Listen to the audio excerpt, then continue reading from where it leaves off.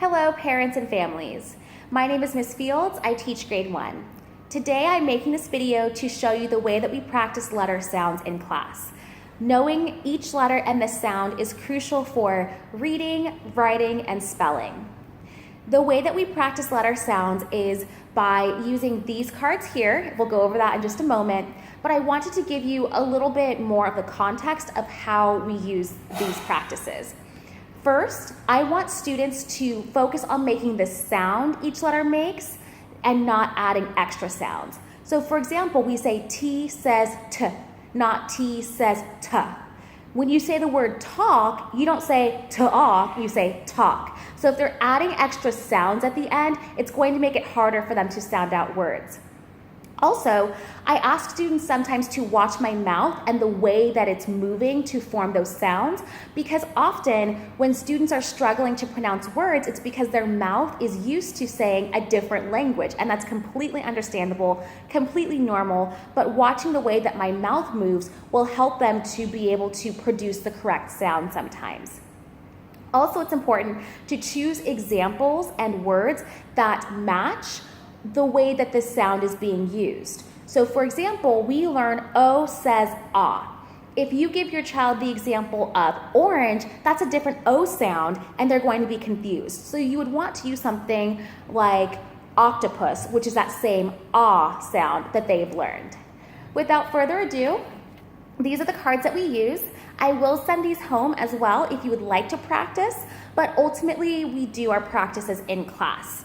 Also, these cards are in order, but I typically mix them up in class. That mimics reading when students don't have a perfect ABC order, alphabetical order for the sounds, and I think it just gives a little bit more of a challenge.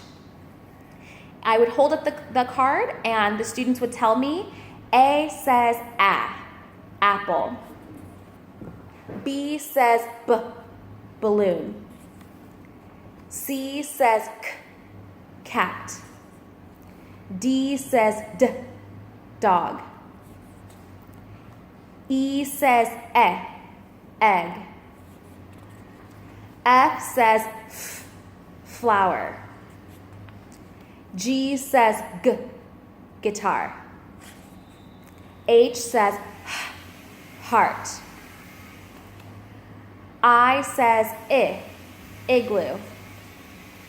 J says jam. K says key. L says lemon.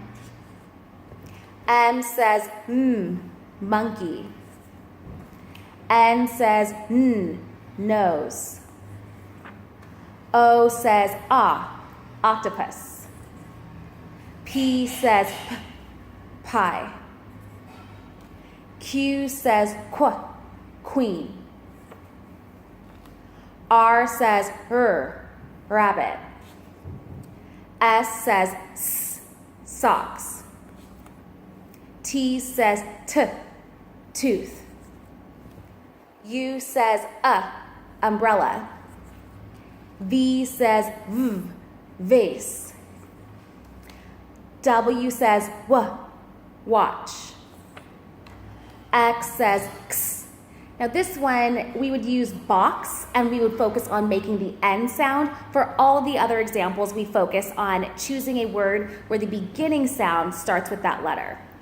X says x, box. Y says yogurt. Z says z, zebra. So that is the way that we would practice the cards in class. I typically do 1 to 2 run-throughs depending on just the day, how much time we have, and also it can be really fun. So if a student does make a mistake, it's okay. I always tell them making mistakes is part of learning. So we all make mistakes. We just have to make a note of it and see how we can improve in the future. So having that attitude, that growth mindset is really important. And also you can choose to put the cards into 2 piles. So if they say it correctly, you can put it in one pile. If they say it incorrectly, you can put it in a different pile. And that way you're not stopping the activity to correct the child. You can show them, wow, these are all of the letter sounds that you said correctly. And these ones are the ones that we're going to review. Or what you can do is you can divide the alphabet into chunks. So maybe you want to focus on, let's say, 5 letter sounds, and then you put the cards into 2 different piles, and then if they do get some wrong, then you can only focus on those 5 sounds so that the student doesn't see a huge stack of all the ones that they've mispronounced and then get discouraged. So it's really important when you're working with young learners to remember that their resilience, their ability to believe in themselves, it's pretty fragile. They haven't developed a lot of the ability to persevere that we have as adults. So it's important that if there are things that they need to correct, if there are things that they've gotten wrong, you don't give them too many, because one, like I said, it will be discouraging, but then also they can't really work on all of those. So if you narrow your focus to no more than 5 letter sounds that you want them to improve upon, leave the other ones for a different day, and then they can start to work on those, develop mastery, and then you focus on another set,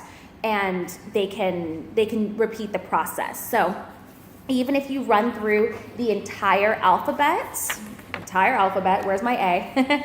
Even if you run through the entire alphabet, you can say, I'm only going to focus on these 5 sounds if they miss them. So please reach out if you have questions or if you have anything that you would like more information on. Also, I am making a second video where I discuss the methodology that I've taught students for actually using these letter sounds to decode words. So I will also have that uploaded. Thank you for your time. Bye-bye.